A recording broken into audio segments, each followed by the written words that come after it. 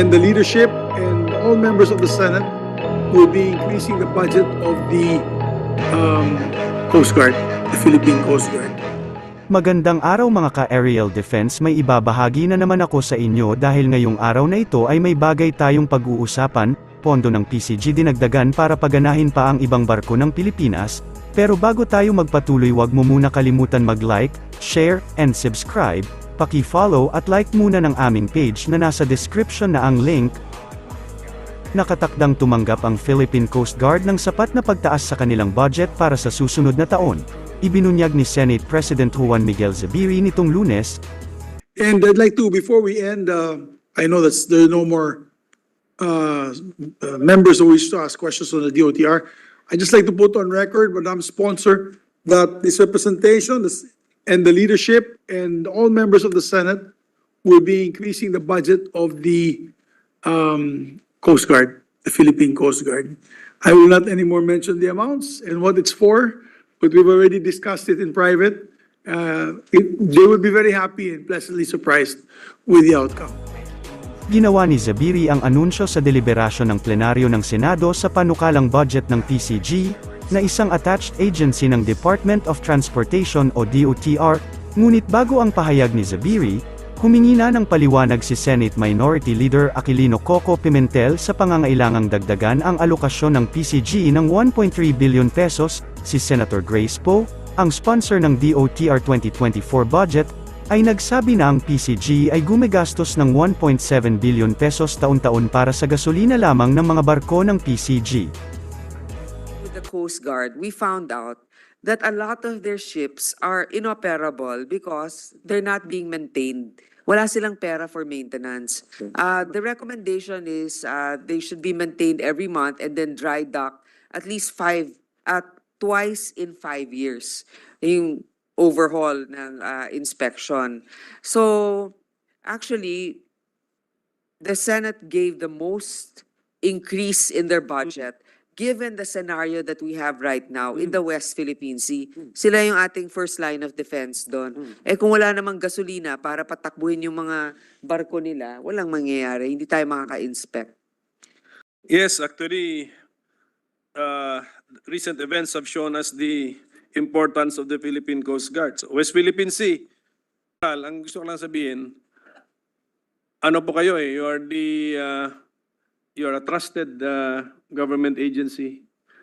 Now is the time to tell us what you need, what you want. Makikinig ang Kongreso sa iyo and most likely will grant it. Okay? So, kung na tayo dumaan sa ganun, sayang na nagkaroon pa tayo ng finding doon. Sana wala na sana tayong pinag-uusapan.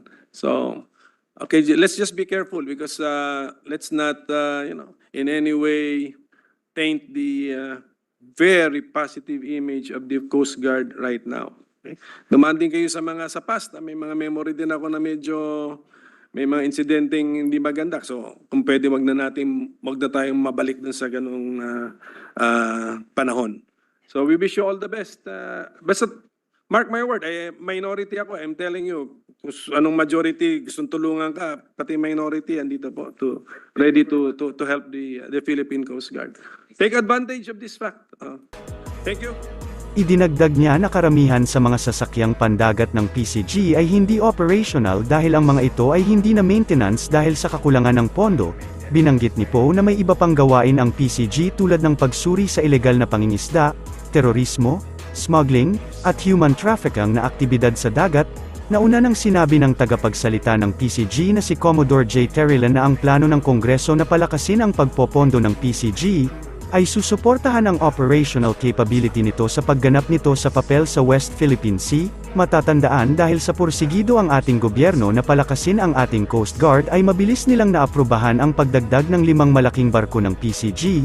Sa pagtatanong nga sa PCG kung paano nito mapapalakas ang kakayahan ng PCG at kailan nga ba ito darating, ito ang kanyang sagot. Well, yeah, you're correct, Mike. We already received 12 Coast Guard vessels, the MRRVs, 10 44-meter vessels, and 2 97-meter vessels. We really specifically requested for this 97-meter vessels, the bigger ones, because right now we only have 2 of those, And we also recognize how important these big vessels are in maintaining our presence in the West Philippine Sea. Besides from the fact that it can patrol the area in a longer period of time because of its, as it increase its size, the longer the duration of the patrol it can sustain. And secondly, also in terms of sustaining the operational deployment, particularly during bad weather. Of course, if you have smaller vessels, then it would be very difficult for our Coast Guard personnel to sustain the patrol. But if you have bigger vessels who can patrol in the West Philippine Sea and also in other parts of the country, even in Eastern Seaboard, with bigger vessels, that's highly advantageous. This is the reason why we requested the Japanese Prime Minister when he came to the Philippine Coast Guard for us to provide 5 more of those 97 meters. And as you learn, when are we expecting those? Hopefully, it would be one of the first 97 meters will be delivered next year, and then succeedingly, the other 4 more will also be delivered.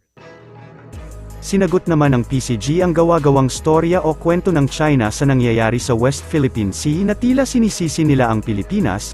Sinabi ng PCG na hindi natin kailangan makipagkompetensya dahil nakikita naman sa video ng buong mundo kung sino talaga ang nanghaharas sa West Philippine Sea. Well, I think we're not competing with better narrative because if narrative is a competition, then we might just be telling lies, right, to convince the international community. I wouldn't say that there's a competition of narrative because on our part in the Philippine government, particularly the Coast Guard, one of the main reasons why we are embedding journalists and our media friends is for them to tell the right story, the accurate. On the part of the Chinese, I don't want to glorify their own version of video clip because I know for a fact what really happened. And it's not the state media on the part of the Philippines who's doing the disclosure of the event that transpired. We are relying on our civilian reporters, media friends, and we are not dictating them how are they going to release the footages that they captured on their own. So I wouldn't comment on their version of story because definitely I know that we have more factual narrative and it's supported by those media who boarded our Philippine Coast Guard vessels. Matatandaan na namataan sa nakaraang resupply mission ang eroplanong pinadala ng Estados Unidos para magbantay sa mangyayari sa supply mission, at tinawag nga ito ng PCG bilang eye in the sky kaya mahalaga ang alyansa natin sa Estados Unidos. Well, first of all, before I respond to your first question, Mike, I would say that the presence of the ISR plane of the United States is very substantial for our operations in the West Philippine Sea. They're like our eye on the sky. We can be able to see them real time on what is happening, how it transpired, and how the Chinese are becoming more aggressive as we prepare for the movement of our Coast Guard vessels. But your second question, was it coordinated? On the part of the Coast Guard, we are just the escort vessels here, Mike. But for the coordination with the U.S. military, I would believe that it is the Department of National Defense or the Armed Forces of the Philippines who has such responsibility. And whether they coordinated or not, I think they are the proper authority to respond to that question. I think overall, the most substantial observation that we can say. The difference with other passenger supply operation is that this time we were able to monitor the presence of 38 Chinese vessels. Of course, of all those 38 vessels, there were only 5 China Coast Guards who really actively participated in blocking operation against the Philippine Coast Guard and also the supply boats. And then it was also assisted by 6 Chinese maritime militia vessels. So there were only 11, but it is worth noting that there were 27 Chinese vessels within the immediate vicinity of Ayungin Shoal. Para sa mas madaming update tungkol sa ating defense, abangan lamang ang aking mga bagong video. Para naman sa mga gusto magpa-shoutout, mag-comment lamang po at share, paki-follow at like muna ng aming page na nasa description na ang link. Huwag mo na rin kalimutan mag-like, share, and subscribe. Pindutin mo na rin ang bell para updated kayo sa aking mga video. Maraming salamat po.